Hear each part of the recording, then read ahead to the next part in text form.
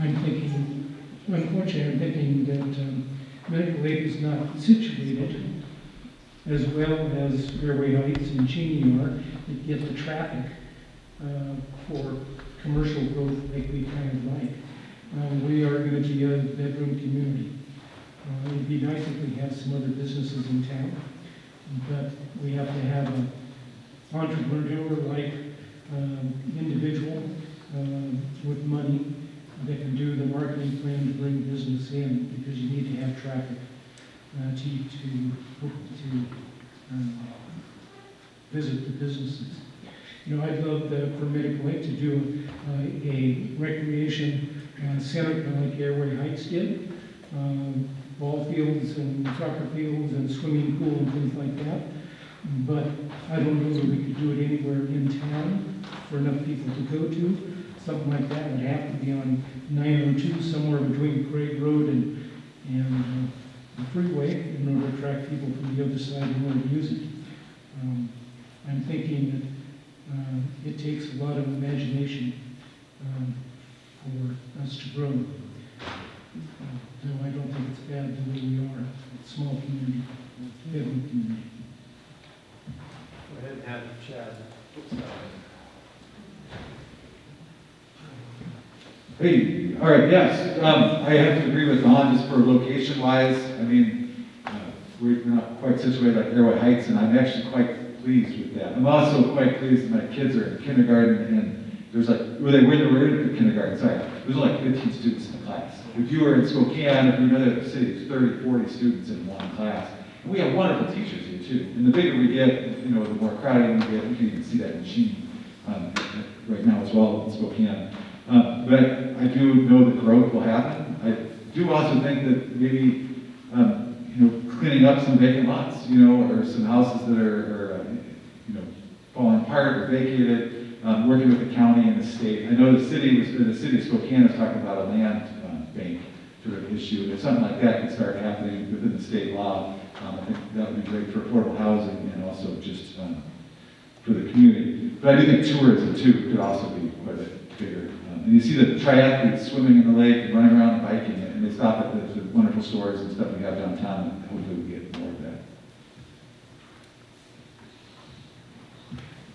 To lay off what the mayor said, yes, we only have about 130 water drops left, and those are first come, first served. We can't reserve them for anybody. It would be nice to have more water rights, because I believe we will grow. The only thing about that is ecology isn't allowing us to drill anymore. And so we have to figure out how we're going to get more water rights to be able to grow. And the last one, and I have absolutely nothing to add. I can just attest that I'm here also because it's a small community, and I love that it's a small community. Oh, I'm not last. Sorry. In my opinion, it seems Medical Lake has had an anti-growth strategy, and that's why we haven't grown. I think that Medical Lake needs to engage in the regional conversation. I think Medical Lake needs to look at expanding its urban growth boundary. One of the reasons for that is the moderate risk to the aquifer that lies within the whole city limits out to, you know, past Silver Lake and probably to every side of it. And that's happening a lot because of the septic tanks and people who are not on public water and sewer, and that's contaminating, you know, the aquifer. So I think we need to, for more than just growth, we need to expand that urban growth so that we can have land, we can build houses, we can provide them water, sewer, and then the city grows, and then we can support the businesses, which will then, you know, support the tourism, which will, it will be a domino effect of good things coming for Medical Lake. But you have to have a plan, and I think that we've lacked the plan. So the comprehensive plan is good. I don't think we've done it. Okay, great. We'll just stay with you, Terry, on the next question. And it's kind of along the same lines. How do you plan on bringing new businesses to Medical Lake? This is awesome.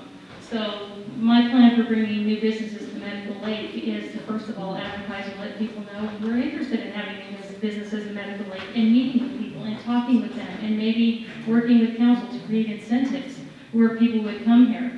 How about we address why all the empty, the broken sidewalks and the broken windows and the empty buildings, and all I've ever heard is you can't tell people what to do with their personal property. No, but you can pass some laws and make it pretty uncomfortable for them to have a vacant building in your area. And so if you knew about business management, you would know that that's a common thing in cities to do that. And then, we have the business loop that is going through, it goes right off the freeway there, comes through Solnade, right through downtown and right back out to the freeway. Why aren't we capitalizing on that? So, I think that's all I have to say on that one. Go ahead and pass it.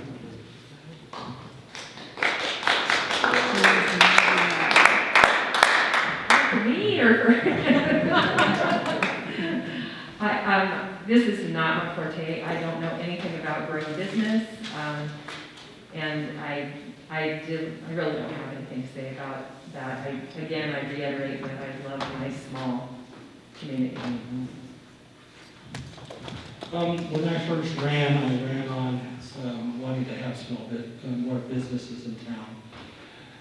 I like the mom and pops businesses, hiring people. The thing about it is, when I was into that, we did have a small business community, a gentleman who ran the old Tate store, was kind of, the Liddy Beef, that's right. He was heading it up, and I went to that. The old mayor did, and Doug went to that meeting. And only a few people showed up. I mean, not all the businesses did. And basically, the guy told us, or a lot of them told us, we are a bedroom community. And a lot of people go straight downtown to shop.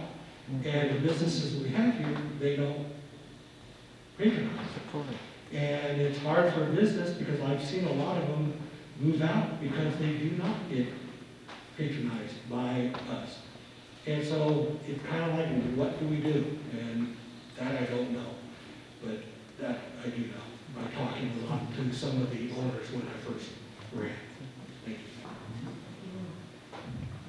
you. To draw more people and businesses, my first thought would just be kind of continue with the festivals, maybe some trees downtown.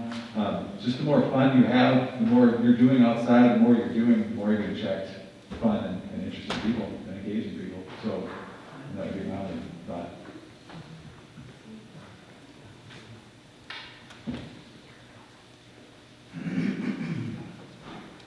I'm thinking that because 904 does go from freeway to freeway, there's an opportunity if we can make Medical Lake a destination.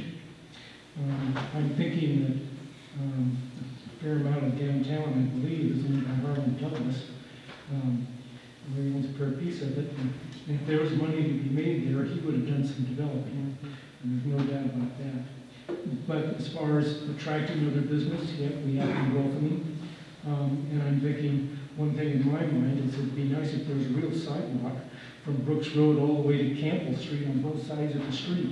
That way we look like an up-and-coming community rather than pavement with dirt on the sides. I don't think that's a good impression to start off with.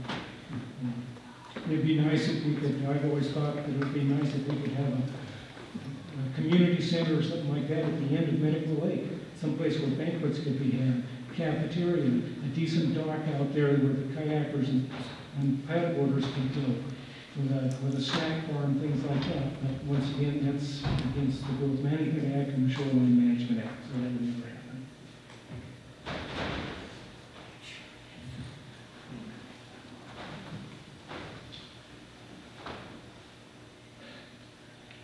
I'm not sure how we would grow the businesses here in town, mainly because we are, like everybody has said, so small, and there's really no drive for big places like Costco or Walmart to come here. I think that part is actually a good thing. I would like to see us take some of the now empty buildings and find a way to get the kind of niche businesses like we have right now with the you know, the coffee store and the flower and antiques. I think there's some more room for those to grow a little bit. You might be able to get some of the graphic design companies that are now living on the outskirts of Spokane to move over here for the ambiance, if you will. We just have to make the building affordable.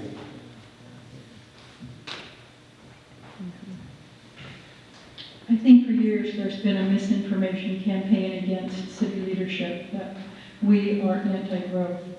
And I'm here to say, on behalf of myself, previous mayors, and the council, that that is not accurate information. We have always supported business growth in this city. We have not taken any actions that would prohibit growth. The citizens this spring spoke vehemently against a business coming into Spokane, into Medical Lake. So the citizens determine the amount of growth that we're going to have through their participation in the comprehensive plan through the Planning Commission. So the citizens have the right and the obligation to tell the council and the mayor what they want. This is a city that welcomes business. We belong to the West Plains Chamber of Commerce and Greater Spokane Incorporated, and we support businesses in this city.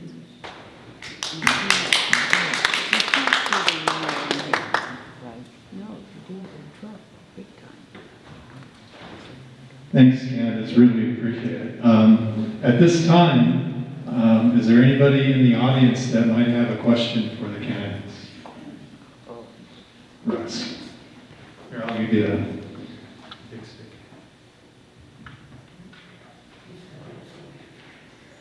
Anyone on the candidate forum can answer this, or also to the people.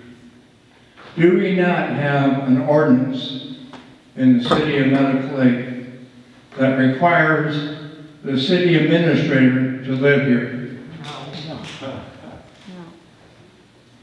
If not, why not? Elizabeth, why don't you start with this, and then we'll just kind of wrap it through. I can just answer that there is not one. And I don't know why not, but there isn't one. I was here when that happened. We did at one time, the administrator did have to live in the city limits. There was it was talked about and voted on, and I was the only one who voted for administrator to stay in the city limits, but I was overruled. They decided that nothing against Doug. I've never had a problem with him, but he was up and he wanted to run for it, and so that's what the vote was. I've only been on council for a little while, I've looked at all the ordinances, but that I can see where you're coming from with that. I do know that Scott Duncan is amazing, and he does a lot for our community, and I really appreciate them having Scott do what he does. And being part of the community is pretty impressive.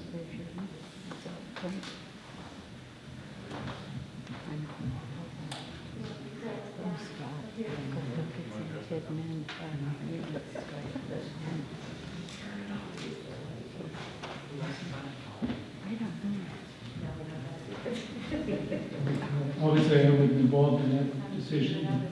I do know that it's probably always best if city leadership actually lives in the city.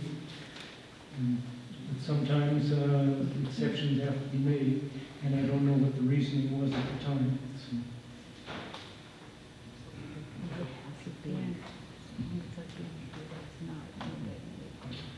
Yeah, I would have to say that, you know, I definitely wasn't here when that decision was made. However, if the administrator is the person that makes sure that all the work gets done. And the city council and the mayor are the ones that make all the decisions, and he is just carrying it out. I don't see a specific reason why the administrator,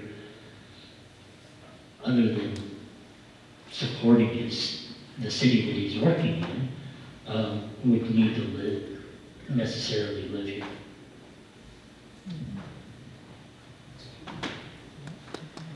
The city council voted many years ago that the current city administrator would be grandfathered from being the requirement to be in the city, to live in the city limits because of his commitment and dedication to the city for over 25 years. And he shows it every day.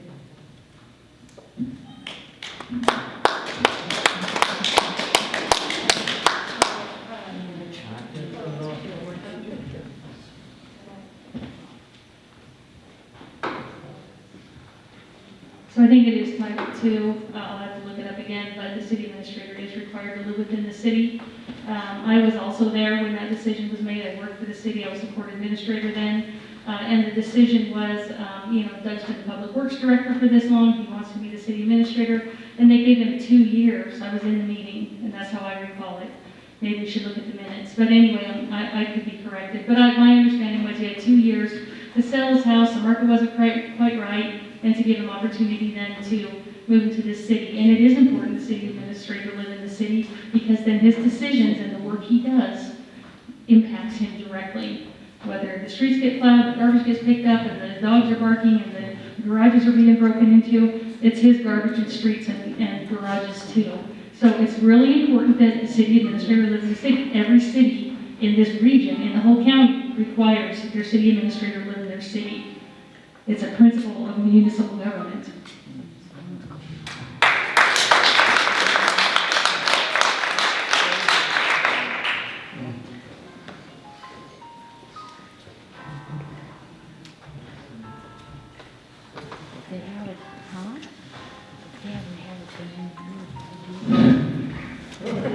I just think this has been wonderfully been up to this point.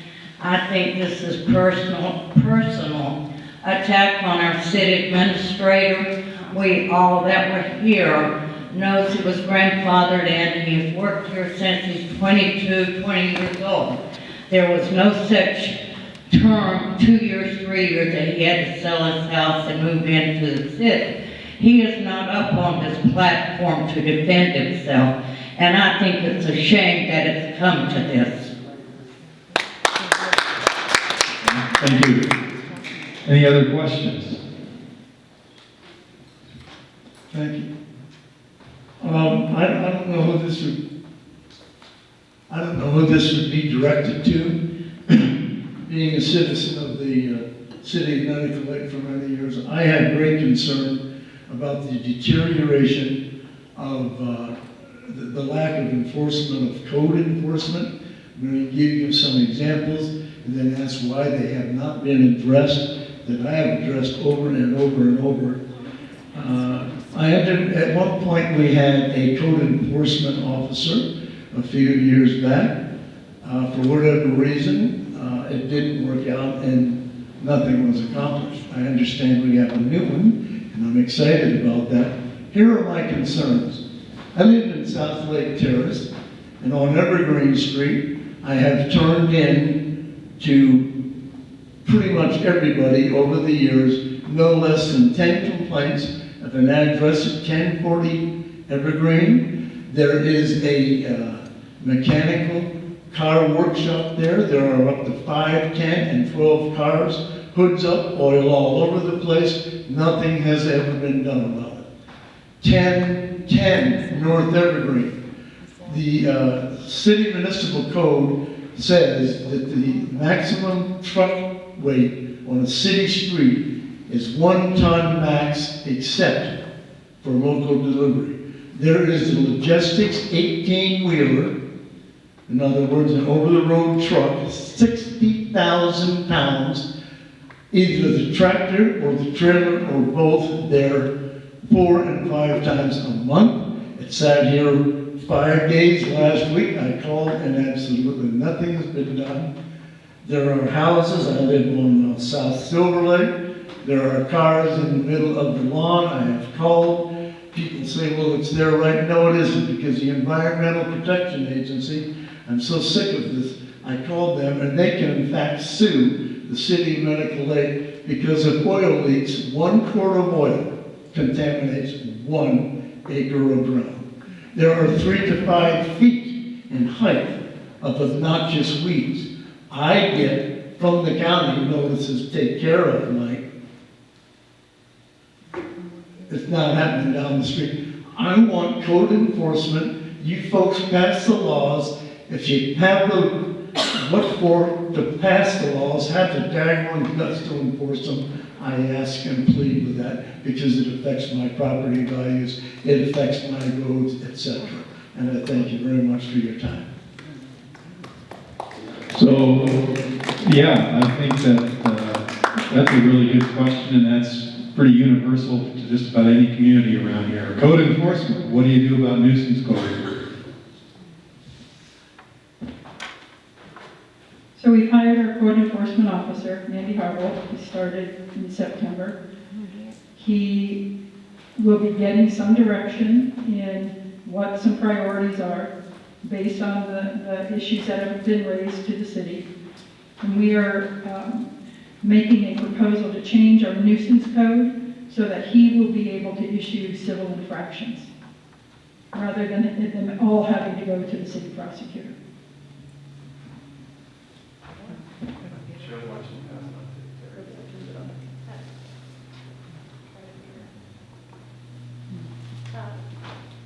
So the issue with code enforcement in my mind lines up directly with the need for a local police department, because code enforcement can be commissioned through the police department to write tickets. Those go to they're filed in the municipal court, and they can pay a fine, and the fine starts at $513. It's a $250 state law. You know, that if it's a civil infraction, and then you add it's called PSEA, and so that's the money the state keeps. It's a $513 ticket. And that's for like tall grass, weeds, broken down cars, and any other ordinance you have. It's an enforcement issue. If you have a local law enforcement, the code enforcement officer could be commissioned through the law enforcement, and then the code officer is accountable to the chief. And so in my mind, that's the cleanest way to do it. Any comment?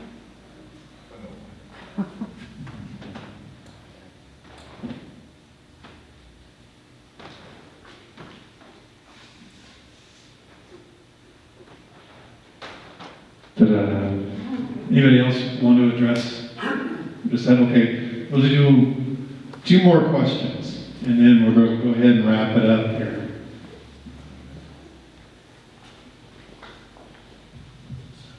So based on the answers that we've heard for previous questions tonight, it's obvious that some of you on the platform are very much in favor of reestablishing a local police department, and others of you feel that we do not have the resources to do that. So my question is, for those of you who do think it's possible, what's the plan? I've heard I have a budget. What I haven't done is seen that budget. So is it,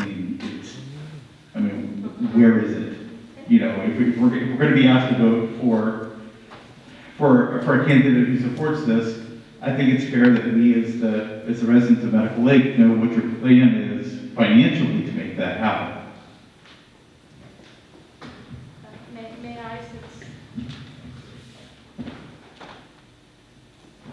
I, since I'm the obvious proponent. So I cannot present a budget because I'm not your mayor. Mayors present budgets. But I have worked out a plan, and I'm going to make that plan public. If you don't vote for me, you get what you got. And for $1.2 million or $1.1 million a year, you get the county sheriff driving through once a shift, and when you call them, it's an hour before they show up because they're always on mutual aid. When you have a local law enforcement, you have a choice if you're available for mutual aid. So that's a big difference in my mind. I do have a plan for a budget. They say you can't do it. I think that you can. I want to try, and it will probably take a levy, talk about maybe $1 million to get it up and running, of one-time levy, and then I know that we can do it for the $1 million that we're paying now.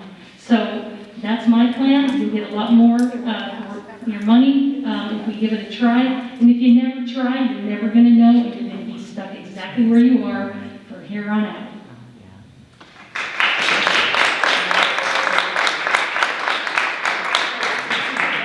You're not going to release the budget, your proposed budget. Yeah, I just want to clear on the record. That's what Yes. you will not release it before the budget. First of all, it's going to take a review of the budget. It would take an approval of council. It would take public hearings in which you would have a chance to look at it. I'm saying that I've sketched out the numbers a few different times, and I'm pretty confident that we can make it happen. You're either going to have to trust that we can try it. You know what, if we can't do it, even if I'm the mayor, we can still stay with the county. But we can try. If you never try and you say we're good where we're at, you know, and so that's for you to decide. You don't know me, you don't know my skill and my ability, but I will promise you that that is my #1 goal. And to make that happen and to hear from you and to let you decide and vote, and we'll have town hall meetings and we will look at it and hammer it out. That's my promise.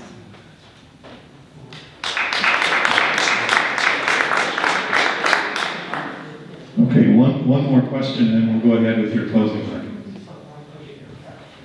So a couple of you had brought up how the communities neighboring to us, like Cheney and Airway Heights, it's hard for us to compete with them. And there's a lot of outsourcing that happens with that. So what do they have that we don't, and what's holding businesses back in our community that's not holding them back in those? Good question. Who wants to, Terry, you want to take that first? And then I think we should go all the way around. Okay, I think that's a fantastic question. And so first of all, we are not Airway Heights and we are not Cheney. Cheney is a university town and they have to cater to the university and to the businesses that cater to the university. Airway Heights is a big box store, big industrial site, casino town. We're not going to compete with that, nor should we. We are a boutique town. We need to have boutique businesses downtown where we have a walkable, visitable, outdoor recreational focused downtown business core where the lake is opened up. We expand our trail system. We include all 3 lakes and we start changing the mantra. So I've heard bedroom community a whole bunch of times tonight. We're not a bedroom community. We're a resort community. We need to change the narrative. We need to rebrand ourselves. We're not interested in big box stores. We're interested in the little mom and pops that we have, so they're competing with light dollars. And that's what we want, to make a place where people want to come and visit, enjoy our town, enjoy the lake, get on the lake, be with your family, be in the parks, and then have dinner, have lunch, have a coffee, and enjoy your time here. 10 minutes from downtown, you're going to feel like you've gone to Leavenworth for the day. No. That's my plan.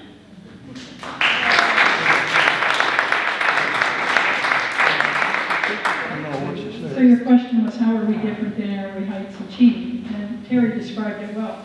Both of those cities have almost double the population that Lake does. So we used to have a McDonald's, and it was known that you really needed about a $10,000 or 10,000 population to support fast food. So we obviously don't have that, and those of us who live here don't want to be a population of 10,000. So we recognize we're not going to become, and nor do we want to become, Cheney and Airway Heights. So I like living in a small town. I think we have great businesses here, and I want to continue to recruit those kind of businesses. I'd also like to have a laundromat.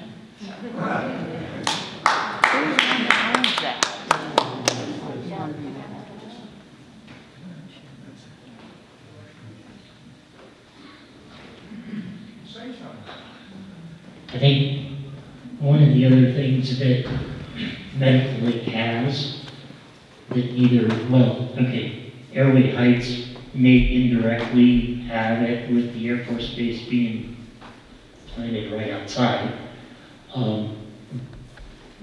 But as I understand it, 45 to